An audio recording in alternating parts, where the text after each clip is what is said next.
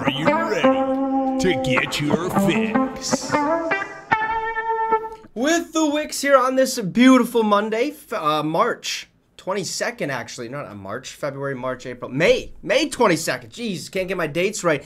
First and foremost, if you're on the sun, don't forget your sunscreen, okay? I did so, and let's just say you can see it, all right? It is not great, definitely in a lot of pain, but guess what? We're okay. We're here. We're doing a video. Let's get right to it. The league meetings kicked off today in Minnesota, and there's a couple things we'll talk about. They still have a lot to dive through, like the potential flexing of Thursday night football and stuff like that. Maybe a new rule to the kickoff and whatnot. But we're going to start off with the first two things that they've already dove through and what is going to change this year for the National Football League. Starting right off the bat with allowing a third quarterback on the roster. We've seen this, kind of happen when the San Francisco 49ers lost both their quarterbacks, Jimmy Garoppolo and Trey Lance. They had to activate Brock Purdy and stuff like that. And it was just kind of a little bit of a mess that the organization and actually all leagues around kind of needed some clarification. Like, hey, we need a third quarterback so that we don't have Christian McCaffrey, warming up and trying to, take snaps at QB for us and stuff like that. So, per Tom Pelissero, the NFL owners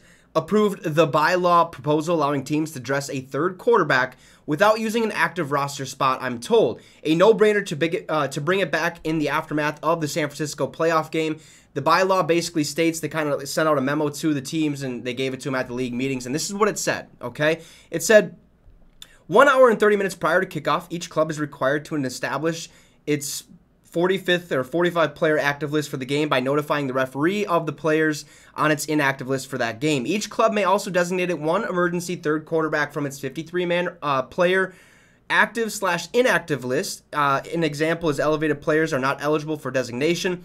And then it says who will be eligible to be active during the game. If the club's first two quarterbacks on its game day active list are not able to participate in the game due to injury or disqualification, activation cannot be a result of a head coach in-game decision to remove a player from the game due to performance or conduct. If either of the injured quarterbacks is cleared by the medical staff to return to play, the emergency third quarterback must be removed from the game and is not permitted to continue to play quarterback or any other position, but is eligible to return to the game to play quarterback if another emergency third quarterback situation arises. So basically what this means is you can have a third quarterback, okay, emergency third quarterback. This guy dresses, okay, he's on the sideline. He cannot play in the game, period. Not happening. The only way he can do so is if quarterback 1 and quarterback 2 both get injured and you need that third quarterback to come in and perform.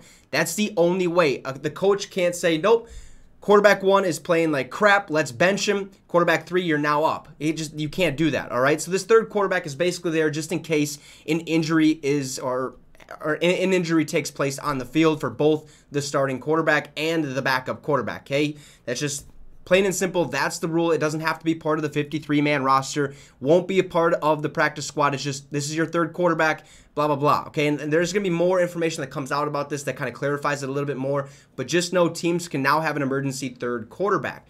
Also, another rule that has been kind of proposed and needs some more discussion is a potential vote on the ball being on the 25-yard line per Tom Pelissero. Meanwhile, a potential vote to put the ball on the 25-yard line following a fair catch on a kickoff now is expected to be pushed back to Tuesday or tomorrow. Special teams coordinators unanimously oppose the change, but the competition committee has been in its favor. So if you signal for a fair catch on the 5-yard line, bam, the ball is automatically placed on the 25-yard line is kind of what this rule is saying, right? And obviously, if you're a special teams coordinator, if you're a punter and stuff like that, or a kicker, you don't want that to be the case, okay? If you punt it inside the 20, you want the other team to start with the ball inside the 20. You don't want them to bring them up, or you don't want the ball to get brought up to the 25-yard line. It's just something that, you don't want to happen. So this is going to be pushed back. They're still going to be kind of discussing it and seeing how it'll make the game better and change the game and make it a little bit safer. I'm not really sure about this rule. I don't like it just solely based on the punter's fact, because when you see a punt that's like,